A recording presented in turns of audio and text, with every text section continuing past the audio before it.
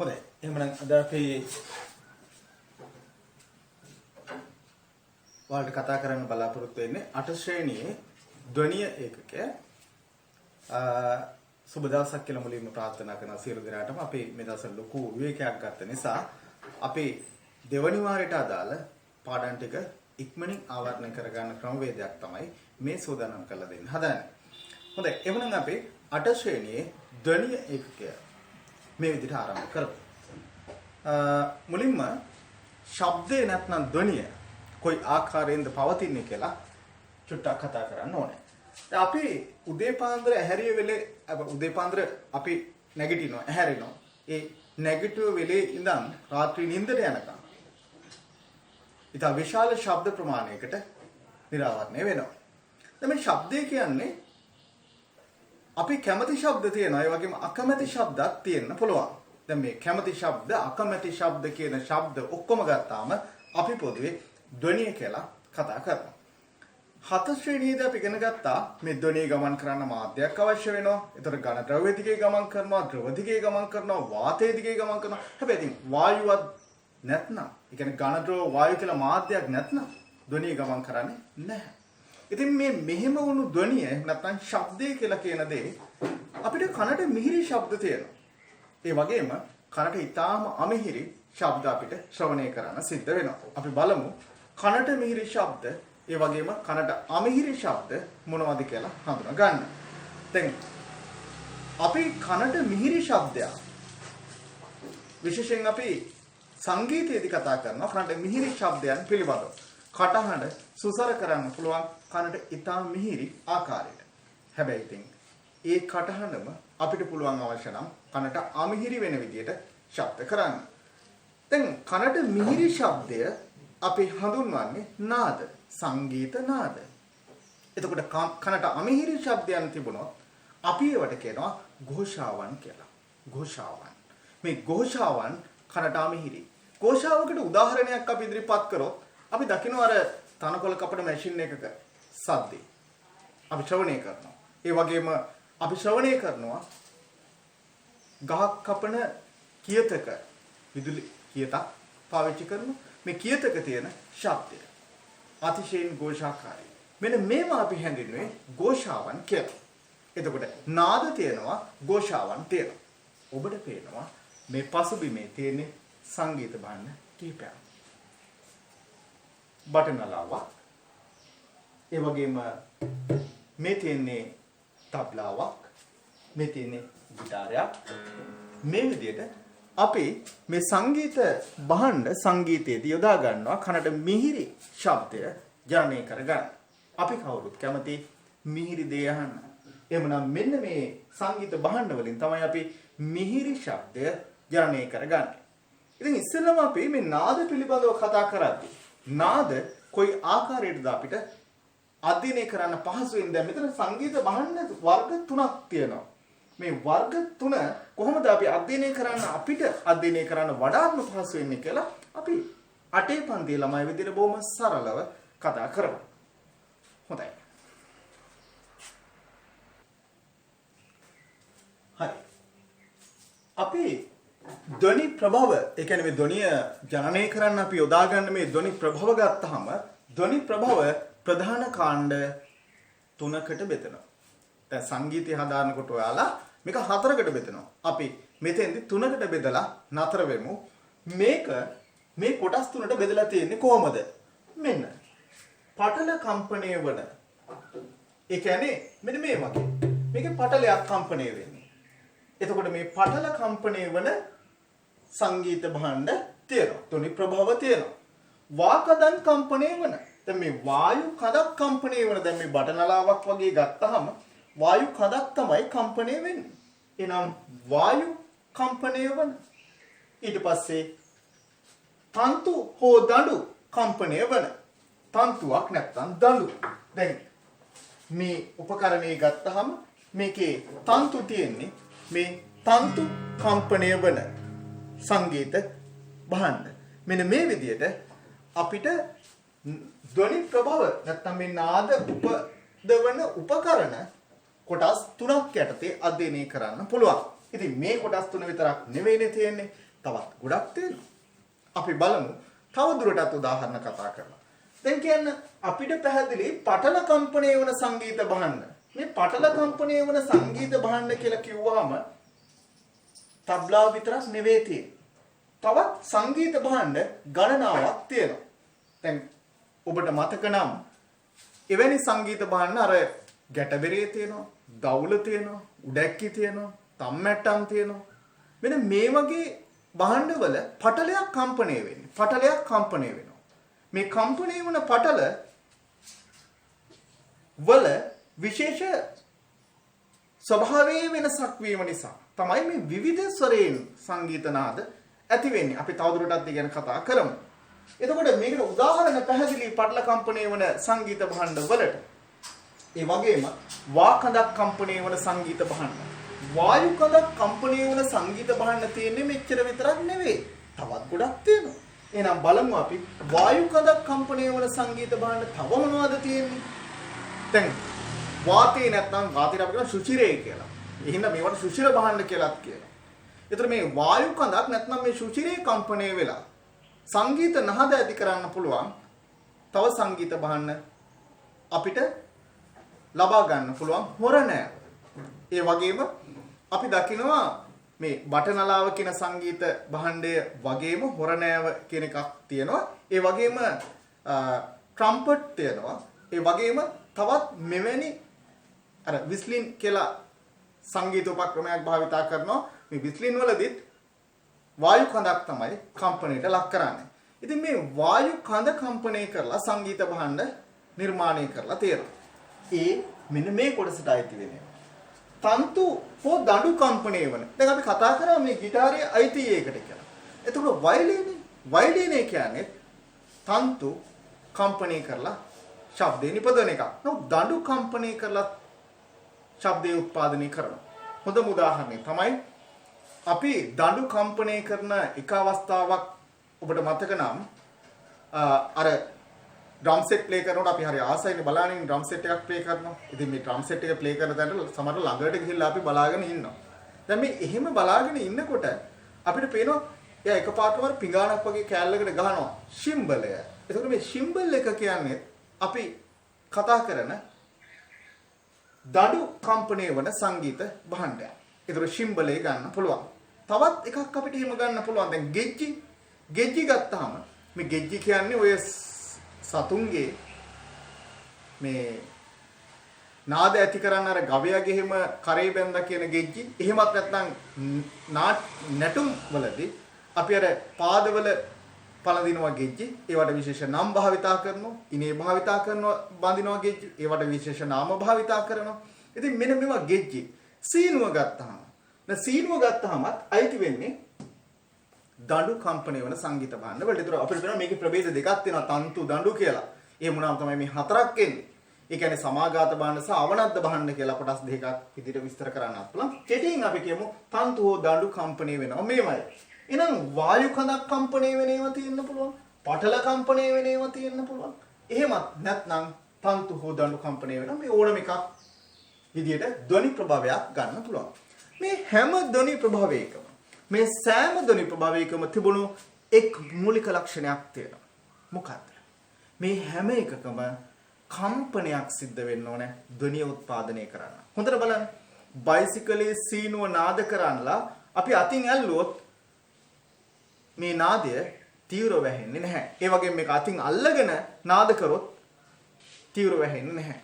සීනුවක් අතින් අල්ලගෙන මේකට තට්ටු කරුවොත් අපිට තීව්‍ර වෙන්නේ නැහැ. එහෙමනම් කම්පනය කියන දේ පවතින්න ඕන ධ්වනිය උත්පාදනය වීමට නම්. එහෙමනම් ධ්වනිය සඳහා අතිශයින්ම වැදගත් වන විශේෂිත වූ මූලිකම දේ තමයි කම්පනයක් තිබිය යුතුයි ධ්වනිය ඇහෙන්න. හොඳයි. අපි මේ ගැන තව ටිකක් කතා කරමු. ඔබේ පෙළ පොතේ මෙන්න මෙවැනි රූප සටහනක් තියෙනවා. දැන් අපි අර මුලින් කතා කරපු පටල කම්පණය වන වායු කඳන් කම්පණය වන එහෙම නැත්නම් තන්තු හෝ දඬු කම්පණය වන සංගීත භාණ්ඩ පිළිබඳව රූප සටහනක් මේ දක්වලා තියෙන්නේ. ඔබට පේනවා මේ අපි කතා කරපු පටල කම්පණය වන සංගීත භාණ්ඩ තවදුරටත් අපිට බලා ගන්න පුළුවන් මේ විදිහට. එතකොට ඊළඟට අපි කතා කරපු වායු කඳක් කම්පණය වීමෙන් ඇති කරන සංගීත භාණ්ඩ ගත්තාම මෙන්න මේ ආකාරයට සංගීත භාණ්ඩ ටික වර්ගීකරණය කරලා තියෙනවා. ඒ වගේම අපිට පේනවා තන්තු හෝ දඬු කම්පණය වන සංගීත භාණ්ඩ වලට උදාහරණ මේ ආකාරයට දක්වලා තියෙනවා. ඒවා ඊටාම හොඳින් අධ්‍යයනය කරොත් මම හිතන්නේ ඊට පහසු වෙයි මේ පාඩම ඉදිරියට අරගෙන යන්න.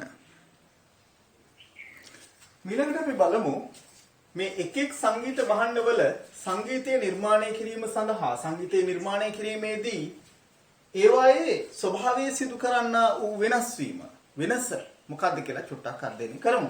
දැන් මේ පටල කම්පණය වන සංගීත භාණ්ඩ විදිහට අපිට මේක හඳුනා ගන්න පුළුවන් වුණා. දැන් මේකේ ඔබට පේනවා මෙන්න මෙතන ඝනකම තරමක් වැඩි කරලා තියෙනවා. මේ ප්‍රදේශයේ ඝනකම එතරම් නැහැ. එතකොට මේ ඝනකම වැඩි ප්‍රදේශ සහ ඝනකම අඩු ප්‍රදේශ වලින් නිකුත් කරන ශබ්දයන් එකිනෙකට වෙනස්.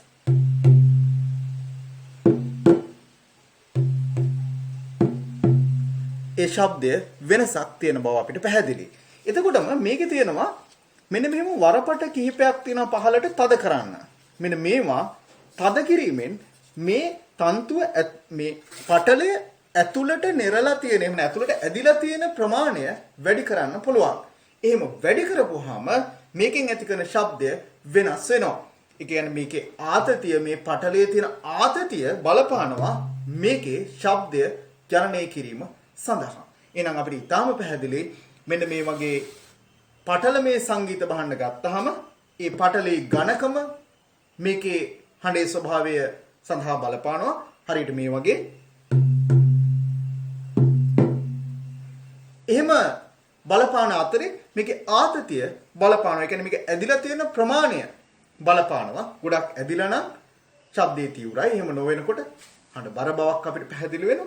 ඉතින් මේ ආතතිය හරියට සකස් කිරීම තමයි මේ සංගීත වේදිකාවේ තියෙන කාර්ය වෙලා තියෙන්නේ. ඔව් එය ඉතින් නිවැරදිව සකස් කරලා තමයි මේ සංගීත භාණ්ඩය වාදනය කරන්න පටන් ගන්න. හොඳයි.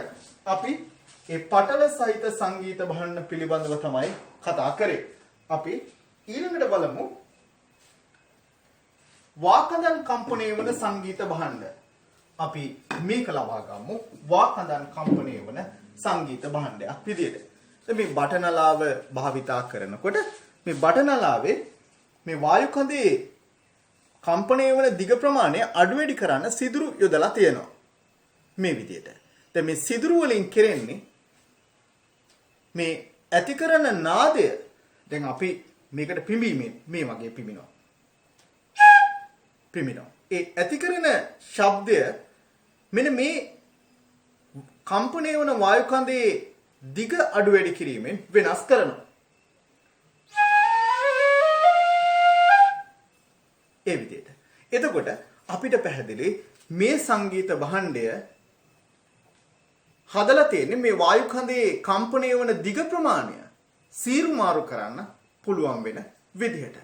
එහෙමනම් ඒ විතරක් නෙවෙයි මේකේ හරස්කඩ වර්ගඵලය ගත්තාම මේකේ හරස්කඩ ගත්තාම හරස්කඩ වැඩි ඒවා සහ කුඩා ඒවා මේ සංගීත වේදීන් භාවිතා කරනවා අපි දැකලා තියෙනවා. ඒ මගින් හඬේ ඇති කරන ස්වභාවයත් වෙනස් කරන්න පුළුවන් කියලා මතක තියාගන්න.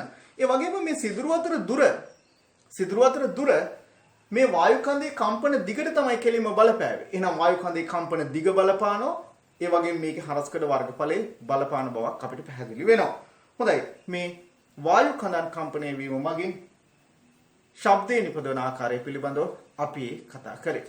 හොඳයි. අපිට ඊළඟට කතා කරන්න තියෙන්නේ අපිට පේනවා මේ සංගීත භාණ්ඩ, ඒ කියන්නේ තන්තු හෝ දඬු කම්පණය වන සංගීත භාණ්ඩ පිළිබඳව කියද්දී දැන් මේ සංගීත භාණ්ඩේ අපිට ඊටාම සමීපව බැලුවොත් පේනවා මේකේ තියෙනවා එකිනෙකට වෙනස් හරස්කඩ වර්ගඵලයන් සහිත කම්බි. ඒතර මේ එක් එක් කම්බියෙන් නිකුත් කරන ශබ්දයන් වෙනස්.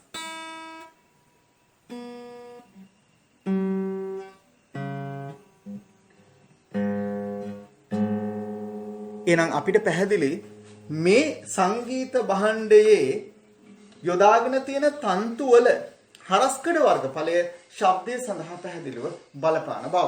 ඒ විතරක් නෙවෙයි. මේකේ තියෙන ආතතියත් මේකට බලපාන. ආතතිය කියන්නේ මේ තන්තුවේ තියෙන ඇදිලා තියෙන ප්‍රමාණය. ඒක සකස් කරන්න තමයි මෙතන තියෙන්නේ මේ සකස් කිරීමේ ඒකක.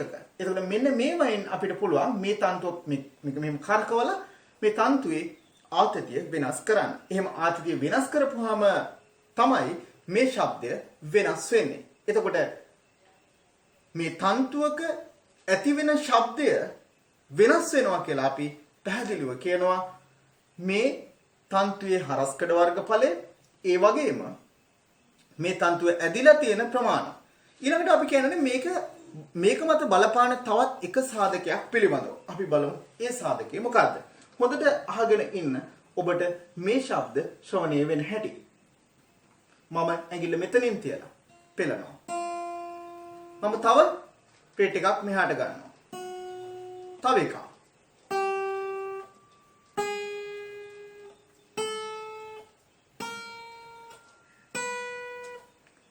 පැහැදිලි. අපිට මේ කම්පණය වන දිග ප්‍රමාණය අඩු කරනකොට මේ ශබ්දය තීව්‍ර වෙන හැටි අපි දැක්කා. එහෙනම් අපිට ඊටාම පැහැදිලි කම්පණය වන දිග, ඒ කියන්නේ මේ තන්තුවේ දිග කියන එකත් පැහැදිලි ලෙස බලපානවා ශබ්දයේ සඳහා. එහෙනම් මේ විදිහට අපිට පැහැදිලි කම්පණය වන දිග ප්‍රමාණය තන්තුවේ ආතතිය, තන්තුවේ හරස්කඩ වර්ගඵලය කියන සාධක මේකට බලපාන බව. ඒ වගේම මේක අපිට ඕනම තන්තු වර්ගයකින් හදා ගන්නත් බෑ. එහෙමනම් මේ තන්තුව හදලා තියෙන ද්‍රව්‍ය ස්වභාවයත් පැහැදිලි ලෙසම ශබ්දයේ සඳහා බලපාන බව පැහැදිලි. එහෙනම් ඔන්න අපි සාධක 4ක් පිළිබඳව කතා කරා තන්තුවක ඇති කරන ස්වර ජනනය කරන්න දායක වෙන ආකාරය පිළිබඳව.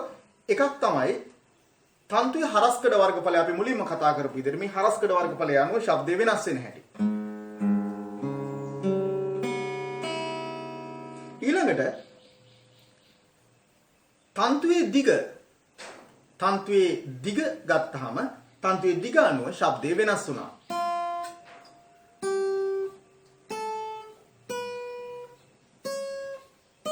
එහෙම තන්තුවේ දිග අනුව පැහැදිලිවම ශබ්දය වෙනස් වුණා. ඊට පස්සේ මේ තන්තුවේ ආතතිය, අපි මේ තන්තුවේ ආතතිය අනුව ශබ්දය වෙනස් වෙන බවත් පැහැදිලිව කියනවා. මෙන්න මේ වගේ.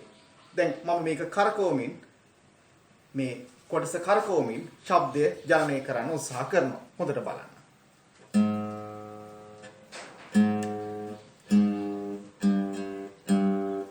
එකම තන්තුව මම පෙන්නන්නේ.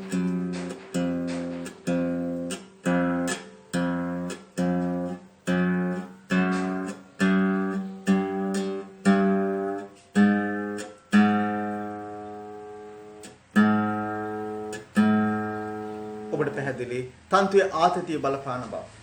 ඒ වගේම මේක මත බලපාන අනිත් සාධකයේ තමයි අපි කතා කරුවේ මේ තන්තුව හදලා තියෙන ද්‍රව්‍ය. මේක හැම දෙයකම අපිට ඕන නම් මේ බගට් කම්බියක් දාලා මේක මෙහෙම හදන්න පුළුවන්. නමුත් මේ ස්වරේ මේ ආකාරයෙන්ම ජනනය වෙන්නේ නැහැ. ඒ සඳහා ඕන කරන විශේෂිත වූ කම්බි වර්ග මේ සඳහා භාවිතයට අරන් තියෙනවා. පැහැදිලි. තන්තුවක ඇති කරන ශබ්දේ නැත්නම් ධ්වනිය කෙරෙහි බලපාන සාධක කීපයක් තිබුණු බව. හොඳයි. මේ වෙනකොට අපි අධ්‍යයනය කරලා තියෙනවා විවිධ පටල සහිත සංගීත භාණ්ඩ, වායු කඳක් කම්පණය වීමෙන් ඇති කරන සංගීත භාණ්ඩ, ඒ වගේම තත් කම්පණය කිරීමෙන් නිර්මාණය කරලා තියෙන සංගීත භාණ්ඩ. අපි සංගීතයේදී පැහැදිලි ලෙසම මෙවැනි සංගීත භාණ්ඩ භාවිතයට අරන් තියෙනවා. ඊළඟට අපි විද්‍යාගාරයේදී අපි දකිනවා සහ සංගීත වේදීන් භාවිතයට ගන්නවා මේ ශුද්ධ ස්වර ජනනය කරන්න පුළුවන් විශේෂ උපාංග. මේ තියෙන්නේ එවැනි උපාංග කිහිපයක්. අපි මේකට සරසුල් කට්ටලේ කියලා කියන්නේ. සරසුල් කට්ටලේ. මේ සරසුලක් අරගෙන අපි කම්පණය කරලා බලමු. කොහොමද කම්පණය කරන්නේ කියලා මුලින් බලමු. මේ තියෙන්නේ සරසුලක්. දැන් මේ සරසුල අපිට කම්පණය කරන්න ඩිෂ් එකේ ගන්න පුළුවන්. එහෙම නැත්නම් මේම අතේ තට්ටු කරලා ගන්න පුළුවන්. කනට ලං කරලා බැලුවොත් ශබ්දයක් ඇති වෙනවා. මම හිතන්නේ ඔබට පෙනෙන එකක් නැහැ. සමහර විට හෙන්නත් පුළුවන්. තාම කුඩා ශබ්දයක් තමයි ශ්‍රවණය කරන්න පුළුවන් වෙන්නේ. නමුත් කන්ට ලං කරලා බලපුවාම මේක පේනවා. නමුත් මට ඔබේ කන්ට ලං කරලා මේ පෙන්වන්න බෑ. නමුත් මම පුළුවන් තරම් උත්සාහයක් දරලා බලන්න කම්පනය ඇති කරන්න.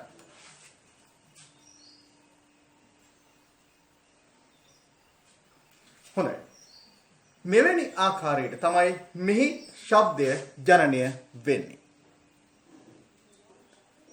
හරි. දැන් අපි කිව්වා පැහැදිලිවම ශබ්දය උපදවන්න පුළුවන් උපකරණ මොනවාද කියන එක පිළිබඳව පැහැදිලි අධ්‍යයනයක යෙදුණා. දැන් මේ සරසුලේ මිටේ සඳහන් කරලා තියෙනවා ඒක කම්පණය වෙන ස්වභාවික සංඛ්‍යාතය කොච්චරද කියලා. මොකද මේ සංඛ්‍යාතය කියන්නේ? සංඛ්‍යාතය කියලා කියන්නේ තප්පරයකට සිදු කරන කම්පන වාර ගණන. එක තප්පරයකට කම්පන වාර කීයක් සිදු කරනවද කියන එක තමයි කම්පන සංඛ්‍යාතය කියලා අපි අදහස් කරන්නේ. ඒ කියන්නේ සමහර වෙලාවට අපි සතු උපකරණ ඒ කියන්නේ දැන් මේ ශුද්ධ ස්වර ලබා දෙන මේ කම්පකයක් ගත්තොත් මේ එක සටහන් කරලා තියෙනවා කොච්චරද මේක කම්පණය වෙන්නේ තප්පරයකට. දැන් මේක තියෙනවා 480ක් කියලා. ඔබට සමහර විට පෙනේවි 480ක් බව මෙහි සටහන් කරලා තියෙනවා. දැන් මේ මිටේ සඳහන් කරලා තියෙන මේ ප්‍රමාණය තමයි මේක තප්පරයකට කම්පණය වෙන්නේ. එතකොට මේ තප්පරයකට කම්පණය වෙන මේ ශබ්දය මේ ප්‍රමාණය අපි හඳුන්වන්නේ මේක සංඛ්‍යාතය කියලා. එහෙනම් මොකද්ද සංඛ්‍යාතය කියන්නේ කියලා අහුවොත් අපිට දෙන්න සරලම උත්තරය මොකද්ද? අපිට දෙන්න සරලම උත්තරය තමයි එය තප්පරයකදී සිදු කරන කම්පන සංඛ්‍යාව. එය තප්පරයකදී සිදු කරන කම්පන සංඛ්‍යාව කම්පන සංඛ්‍යාතය කියලා හඳුන්වන්න පුළුවන්. එතකොට මනින්නේ මොනවයින්ද? දැන් අපිට ස්කන්ධයක් නම් කිලෝග්‍රෑම් වලින් මනින්න පුළුවන්. බරක් නම් නිව්ටන් වලින් මනින්න පුළුවන්. ඒ වගේම දිග ප්‍රමාණය නම් මීටර්, සෙන්ටිමීටර්, මිලිමීටර්, මයික්‍රෝමීටර් එහෙම භාවිතා කරන්න පුළුවන්. එතකොට කම්පන සංඛ්‍යාතය මනින්න. ඒක මනින්න මේ තරංග පිළිබඳ අනාවරණය කරගත්ත විද්‍යාඥයාගේ නම සිහි වෙන්න හර්ට්ස් කියන ඒකකය භාවිතා කරනවා. ලියන්නේ මේක. භාවිතා කරන ඒකකය හර්ට්ස්. H is it. මේ තමයි ඒවම කම්පන සංඛ්‍යාතය මැනීම සඳහා භාවිතයට ගන්න වූ ඒකකය. දැන් අපි ගොඩක් දේ කතා කරා ධ්වනිය පිළිබඳව. මේ ධ්වනිය උත්පාදනය කරන්නේ කොහොමද? එතකොට ඒ ධ්වනිය නිසා ධ්වනියේ තියෙන විශේෂත්වයන් භාවිතා කරලා හදාගෙන තියෙන සංගීත භාණ්ඩ මොනවද? නාද සහ ഘോഷායස්ත්‍රයෙන් අපි නාද පිළිබඳව කතා කරා. එහෙම නාද ඇති කරන සංගීත භාණ්ඩ මොනවද කියලා අපි කතා කරා. ඒ විතරක් නෙවෙයි අපි කිව්වා මේ සංගීත භාණ්ඩයක දැන් උදාහරණයක් විදිහට සුෂිරේ මගින් වාතයේ මගින් කම්පණය මේ නාද ඇති කරනවා නම් මොකද්ද මේ සංගීත භාණ්ඩයේ වායු කඳේ තිබිය යුතු විශේෂ ගුණාංග? ඒ වගේම පටලයක් මගින් මේ සංගීතේ නාද ඇති කරනවා නම් ඒ පටලයේ තිබිය යුතු ගුණාංග මොනවාද? ඒ වගේම අපි කතා කරා මේක තතක් මගින් ඇති කරනවා නම් නාදයේ ඒ තතේ තිබිය යුතු විශේෂ ගුණාංග මොනවාද කියන එක පිළිබඳව කතා කරා. ඒ වගේම මේ අපි කතා කරපු දඬු කම්පණය වෙන සංගීත භාණ්ඩ ගත්තාම ඔබට මතක ඇති සමහර විට සංගීත භාණ්ඩයක් අපි භාවිතා කරනවා සයිලෝෆෝනය කියලා. මේ සයිලෝෆෝනයේ තියෙන්නේ සයිලෝෆෝනය ගත්තාම මෙහිම එකිනෙකට වෙනස් මෙහෙම එක ප්ලේට් එකක් අනිත් ප්ලේට් එක ඊට වඩා ටිකක් කොටයි. මේ විදිහට සයිලෝෆෝනය මේ එක එක දඬු වලින් හදලා තියෙන්නේ. මේක කම්පණය වෙන සංඛ්‍යාතය නෙවෙයි මේකට තියෙන්නේ වෙන වෙන සංගීත නාද උපදවන්න පුළුවන් ස්වභාවික කම්පන සංඛ්‍යාතයක් තියෙන එක එක දඬු තමයි මේ වෙනුවෙන් යොදාගෙන තියෙන්නේ. ඉතින් මේකට තට්ටු කරලා තමයි ඒ සංගීත නාදය ලබා ගන්න. ඒක සයිලෝෆෝනය. සයිලෝෆෝනයට තට්ටු කිරීම සඳහා මෙන්න මේ වගේ මිටියක් භාවිතයට ගන්නවා. ඒ කියන්නේ අපි එන ගන්න පාවිච්චි කරන මිටි නෙමෙයි. ඒකෙන් ගියවොත් මේක නාද ඇති කර ගන්නවා. කෙසේ වෙතත් මේක විනාශ වෙනවා. ඉතින් අපි මෙතෙන්දි පාවිච්චි කරනවා මෙන්න මේ වගේ අගට බෝලයක් වගේ තියෙන මෙන්න මේ වගේ දණ්ඩක් භාවිතා කරනවා. මේක අතින් මෙහෙම අතින් අල්ලගෙන තමයි මේක නාද කරන්නේ. මේක මෙහිම අතින් අල්ලගෙන මේකෙන් ඇති කරන ශබ්දයෙන් තමයි අපිටම මේක මෙහිම අල්ලන් ඉන්නවා කියලා.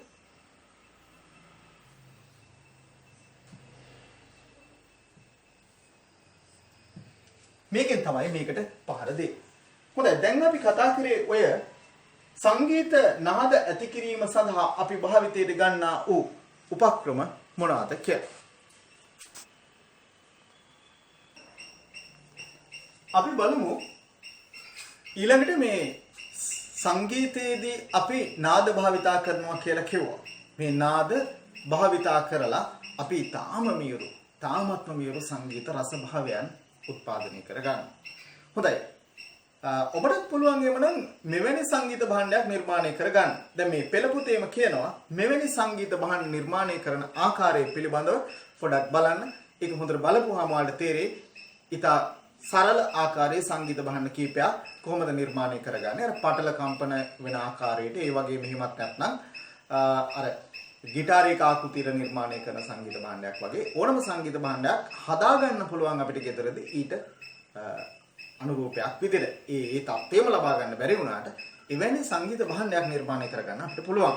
සාධාරණ. හොඳයි. එහෙනම් අපි ඊළඟට කතා කරමු මේ අපිට හැම ශබ්දයක්ම ඇහෙනවද? මම දන්නේ මේක හරි නිසංසල පරිසරයක් නිසා ඔබට ඇහෙනවා ඇති. ලේනිකුගේ හන. බලන්න සතුන් ඊටමත් මියුරු හඬ නිර්මාණය කරනවා. දැන් මේ මියුරු හඬ සතුන් නිර්මාණය කරන්නේ සතුන් හදන්නේ ඔවුන්ගේ ස්වර තන්ත්‍ර කම්පණය කරලා. මේ කට හඬ අපි ඇති කරන්නේ අපේ ස්වර තන්ත්‍ර කම්පණය කරලා. හැම සතාම හඬ නිෂ්පාදනය කරන්නේ ස්වර තන්ත්‍ර භාවිතා කරලාමද ඊළඟ ප්‍රශ්නේ.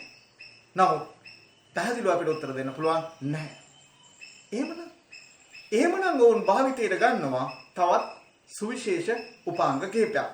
එකක් තමයි මේ ඔය පළඟැටියා එහෙම නැත්නම් තනකොළ පෙත්තා වගේ කෘමිසත්තු ශබ්ද ජනනය කරන්න භාවිතා කරනවා. ඒගොල්ලන්ගේ පාදයේ තියෙන මේ ජංගාස්තිය කියලා අපි හඳුනන කොටසේ තියෙනවා විශේෂ දැති වැනි ප්‍රසර කිහිපයක්. අපි මේ විදිහට නිර්මාණය කරොත් ඒක මෙහෙම ඒගොල්ලන්ගේ පාද මේ සංදි පාදකයෝ ආර්ථ්‍රොපොඩා සත්ත්ව වංශයට අයිති සංදි පාදකයෝ. ඒගොල්ලන්ගේ පාදයක් අපි මෙහෙම ඇඳොත් මෙහෙම නතර තියෙනවා. දැන් මෙහෙම රෝම තියෙනවා. දැන් මෙන්න මේ කොටස මෙන්න මෙවැනි කටු සහිත එහෙම නැත්නම් මේ රැලික් වගේ තියෙන කටු සහිතව තමයි මේගොල්ලන්ගේ මේ පාදයේ තියෙන අස්තීන් නිර්මාණය වෙලා තියෙන්නේ. ඒතර මේ පාදයේ අනිත් පාදයේ ඇතිල්ලීමෙන් දැන් මේ පාදේ යන්න පුළුවන් අනිත් පාදේ අතුල්ලන්න. එහෙම අතුල්ලපුවාම ඇති වෙනවා ශබ්දයක්. ඒ ශබ්දය හරිම තීව්‍රයි. බලන්න පළඟැටියේ කෑ ගහනකොට ඒක අපේ නින්දර කොච්චර බාධාවක් වෙනවද? ඉතින් මෙවැනි අතිශය විශාල ශබ්දයක් අපේ කන් දෙකට හරිම අපහසුතාවයක් ඇති කරන තරම් විශාල වූ. එයා එහෙම අදහසකින් ඒක මේ ශබ්ද කරනවා නෙවෙයි.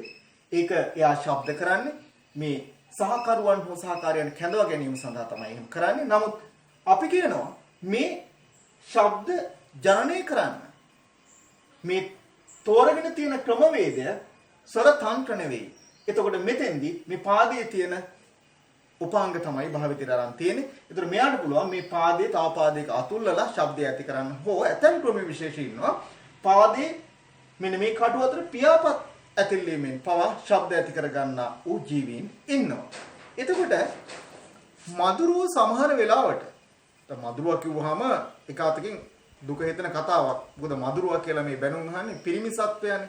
නමුත් ගැහැණු සත්වයා තමයි අපිට විදින්නේ සහ අපේ රුධිරේ උරා බොන්නේ.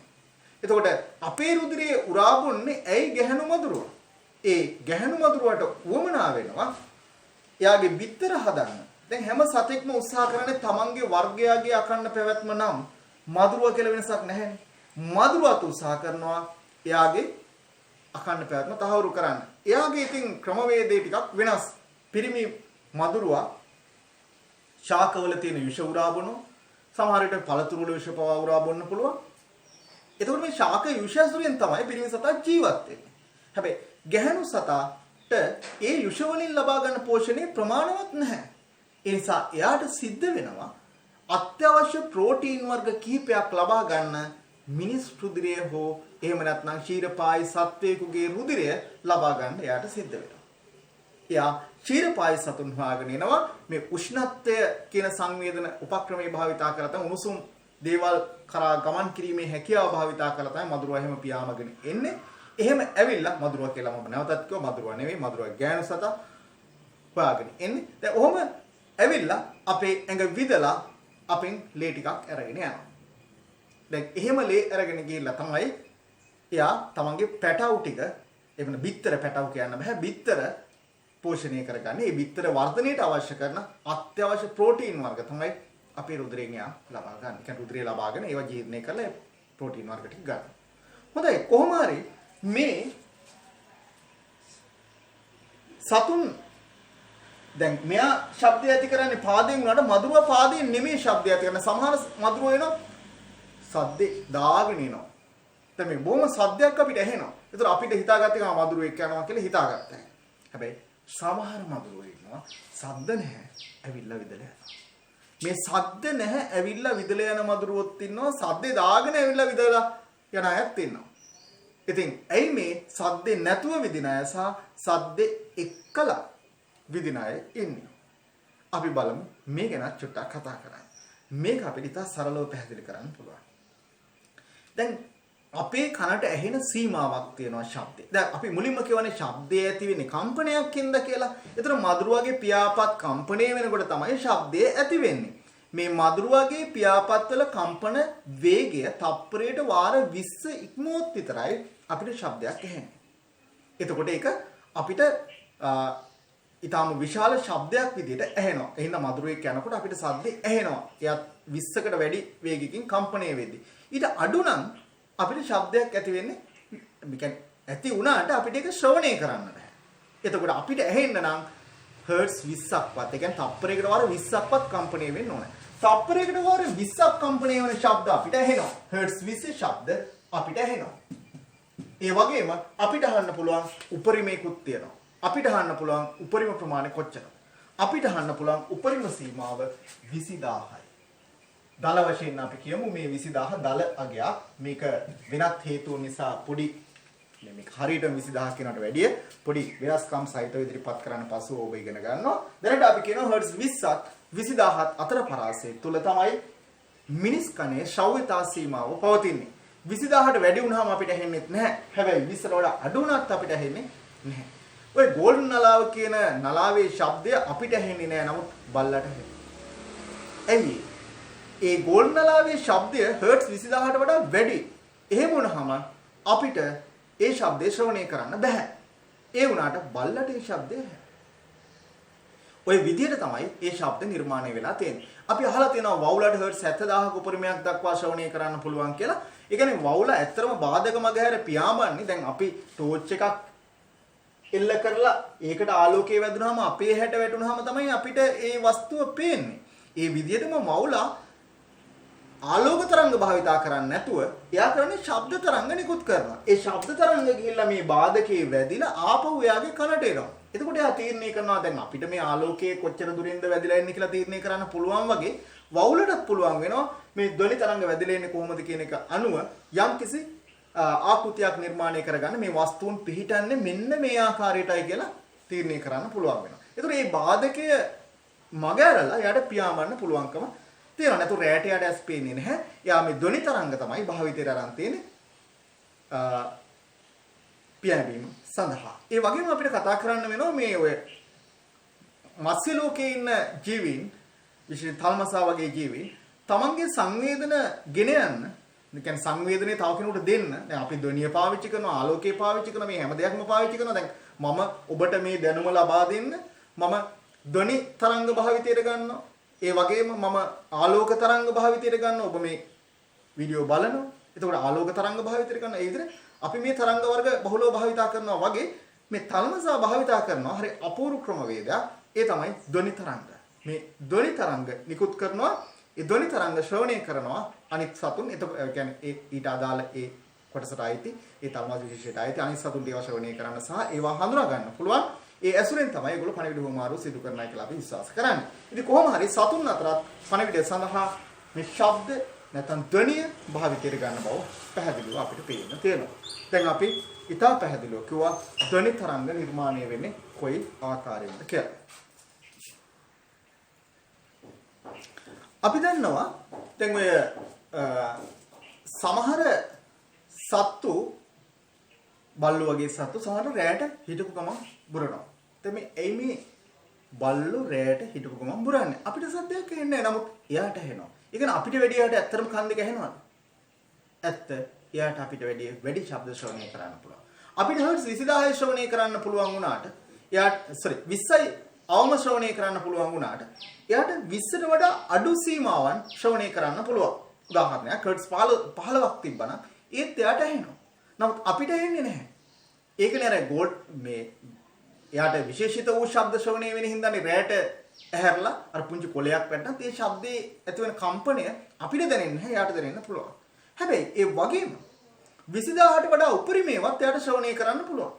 දැන් ඒ හින්දාම තමයි එයාට පුළුවන් වෙන්නේ අර වැඩි ශබ්ද තරංග ශ්‍රවණය කරන්න. දැන් ලොකු විශාල සංඛ්‍යාතයක් තිබුණ එකක් වුණත් එයාට ඇහෙනවා. ඒතර අපිට වැඩි එයාට ඇහෙනවා. දැන් ගෝල්ඩ් නලාවේ ශබ්දේ 20000ට වැඩි. එතකොට එයාට ඒ ශබ්දේ ඇහෙනවා. අපිට ඇහෙන්නේ නැහැ.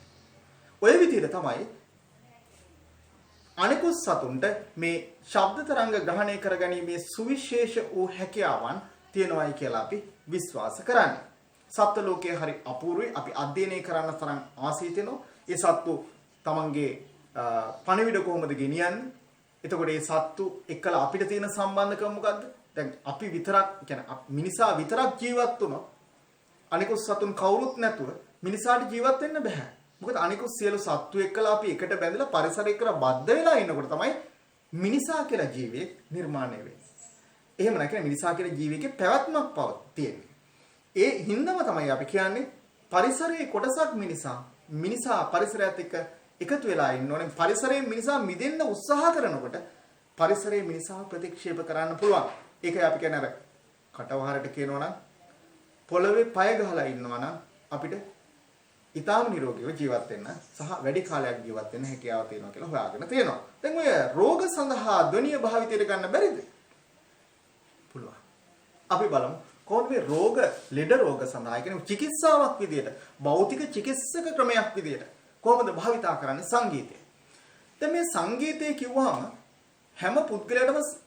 හැම සාර්ථක පුද්ගලෙක් ළඟම දැන් අපි සාර්ථක පුද්ගලයෝ කියන්නේ කවුද කියලා බැලුවොත් මේ සාමාන්‍ය සාර්ථකත්වයක් නෙවෙයි අපි ඉහළම සාර්ථකත්වයක් ලැබපු කෙනෙක් පිළිබඳව කතා කරුවොත් අපි උදාහරණයක් අයින්ස්ටයින් එහෙම නැත්නම් සයිසෙක් නිව්ටන් මෙන්න මේ වගේ පුද්ගලයෝ මේ සංගීතයේ ඊටාමත්ම ලොල් පුද්ගලයෝ විදිහට තමයි අපි අහලා තියෙන්නේ. මේගොල්ලෝ සංගීතයට ඊටාම කැමති සහ සංගීතයත් එක්කලා ජීවත් වුණු කොටසක්. මේ සංගීතයේ ඔවුන්ගේ මනස පෝෂණය කරලා තියෙනවා. ඒ කියන්නේ සංගීතය අවශ්‍යයි අපිට මානසික පෝෂණය සඳහා. ඒතකොට මේ සංගීතයේදී තියෙන මේ මානසික පෝෂණය කියන දේ ඒ කියන්නේ මේ මනස පෝෂණය කරනවායි කියලා කියන දේ වැදගත් වෙනවා.